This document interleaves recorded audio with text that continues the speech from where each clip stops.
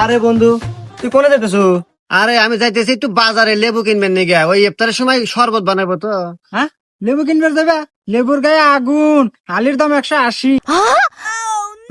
বলি আর কি আর দেবো ভাই, কিনা তো না একবই, কারণ আমার পরিবারের সবাই রোজাদার ব্যক্তি। ও, তুই রোজা আছো তো? এইটা কোনো কথা কলু? হ্যাঁ, আমি রোজা থাকবো না? আরে পাগল, একটু বছর পর পর এই একটু রমজান মাস আসে। আল্লাহর এটা রহমতের মাস, মানুষের পরিবর্তন হওয়ার মাস। আর এই রোজার মাসে আমি রোজা থাকবো না? আরে 5 ওয়াক্ত নামাজ এবং 33টা রোজা রাখতেই হবে।